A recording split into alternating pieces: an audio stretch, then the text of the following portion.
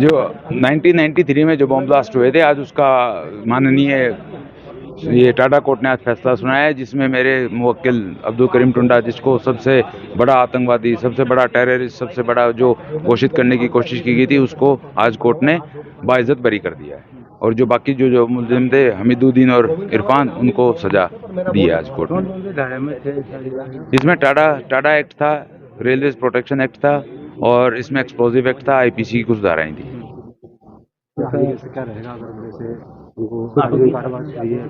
नहीं, उसमें जो इसमें टाटा में क्या होता है कि हाई कोर्ट में अपील नहीं करते, हम सीधा सुप्रीम कोर्ट में अपील करते हैं। जो बाकी जो दो हैं मुलजिम हमीदुद्दीन और वो सुप्रीम कोर्ट में अपील करेंगे। आज शाम तो इनको बड़ी सजा है। हाँ जी, अब्दुल करीम टुंडा को आज सारे आरोपों से मुक्त कर दिया गया।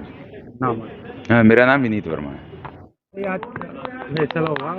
देखिए, आज टाटा एक्ट, रेलवे एक्ट और आईपीसी की विभिन्न धाराओं में आज माननीय न्यायालय को निर्णय सुनाना था। निर्णय के बाद इस केस में प्रोसिक्यूशन जिसको सबसे बड़ा मास्टरमाइंड बता रही थी अब्दुल करीम टुंडा, उसको सभी आरोपों से बरी किया। उसके खिलाफ सिंगल लीगल एविडेंस प्रोसिक्यूशन पेश नहीं कर पाया और कोर्ट ने इस चीज़ को माना।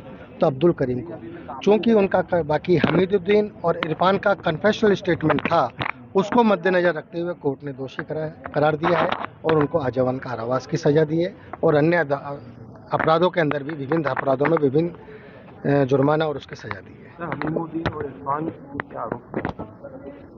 देखिए, हमीदुद्दीन इरफान पे ये आरोप था कि उन्होंने कानपुर से दिल्ली और दिल्ली से दूसरी जो कानपुर होकर ट्रेन जाती है, उन दोनों राजधानी एक्सप्रेस में बम रखने का इन दोनों पे आरोप था। और उस आरोप के बाद चूंकि इस केस में पूर्व में कन्फेशन के आधार पे लोगों को दोषी और अन्य आरोपियों को दोषी करार दिया गया और वही बेस कोर्ट ने मानते हुए इन दो को दोषी माना है। जो मास्टरमाइंड है जिनके बारे में जिनको अब्दुल करीम टुंडा जो है, तो उनको एक्विटल करा है, जबकि देखिए, इस केस में अब्दुल करीम टुंडा के खिलाफ भले ही सीबीआई कितने गंभीर आरोप लगाती रही, लेकिन लीगल एविडेंस बिल्कुल वो पेश नहीं कर पाई और ना फाइल पे थी। इसमें आयु था कि नहीं आयु? इसमें जिन लोगों ने पहले करीम को इन्वॉल्व करा था, उन्होंने कोई लीगल एविडेंस नहीं लगाई। टुंडा पे ये लगाया कि साहब ये मास्टरमाइंड था, इसने सबको बम बनाना सिखाया और ट्रेन के अंदर जो बम ब्लास्ट हुए वो इसके बनाए हुए थे। पर प्रोसिक्यूशन ये साबित नहीं कर पाया और सबसे बड़ी बात, इसका कोई कन्फेशनल स्टेटमेंट नहीं था और वही मेन बना। और जो दूसरे एलिगेशन लगाए थे कि साहब फला जगह इन्होंने बम विस्फोट करे और वो करे, उनसे संबंधित कोई दस्तावेज इस फाइल पे नहीं था, तो अदालत कैसे उसको दोषी मानती?